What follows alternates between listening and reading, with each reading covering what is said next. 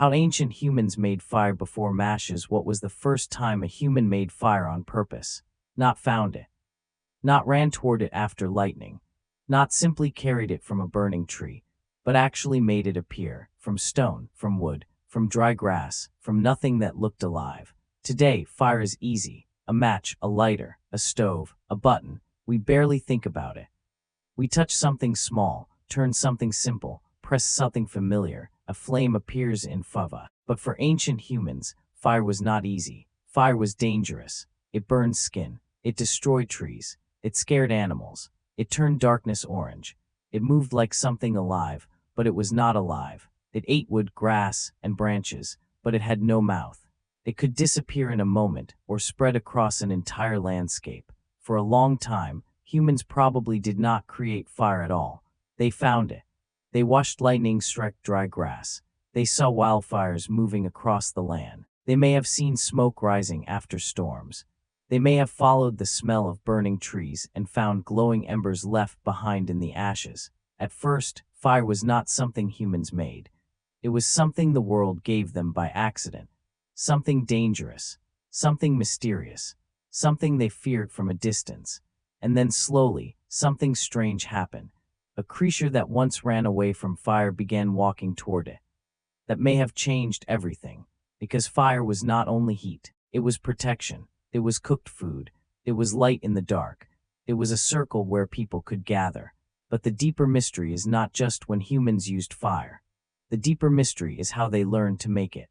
Imagine a world before cities, before writing, before science, before metal tools, before hospitals, before electricity.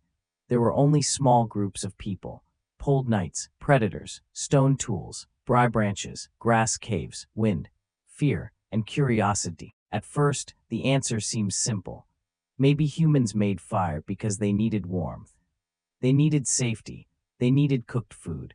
But that is only part of the story. Because needing fire is not the same as knowing how to make it. A hungry person does not automatically know how to cook. A cold person does not automatically know how to create flame. Someone had to notice patterns. Someone had to remember. Someone had to try again. Maybe they saw two stones strike together. Maybe they saw a tiny flash. Maybe they saw dry wood grow hot. Maybe they saw smoke before flame. Maybe they failed many times. Maybe the first firemaker was not a genius. Maybe it was a patient observer. Someone who noticed the world repeated itself. Stone could spark, wood could heat, dry grass could catch, air could feed flame. Suddenly, fire was no longer only wild. It became something humans could invite. There were two major ways ancient people could make fire. One was percussion. That means striking materials together to make sparks. But not every stone works. The right materials matter. Flint and chert can break sharp. Iron pyrite can help create sparks. But sparks alone were not enough. You needed tinder, dry grass, bark fiber, fungus, plant fluff, something dry and delicate. A tiny spark could become an ember could become smoke could become flame, but only if everything was right. The second way was friction. That means rubbing wood against wood, again and again, pressure, speed, patience. Smoke appears first, then a tiny coal. Then the coal must be moved carefully. Too weak, and it dies. Too strong, it shatters. Just right, it becomes flame. This is the strange part. Fire making was not only strength. It was timing. It was material knowledge. It was memory. It was teaching. It was culture. A single person could learn by accident, but a group could preserve the knowledge, show the children, repeat the steps, choose the right wood, keep tinder dry, protect embers from rain, carry fire from camp to camp. Over time, fire became more than survival. It changed the night. It changed food. It changed safety. It changed stories.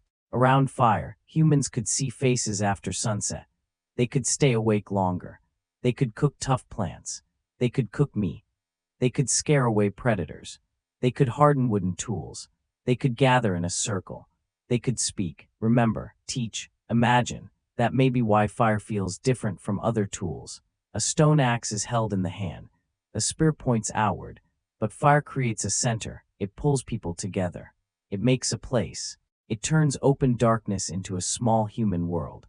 And that changes the question. We are not only asking how ancient humans made fire.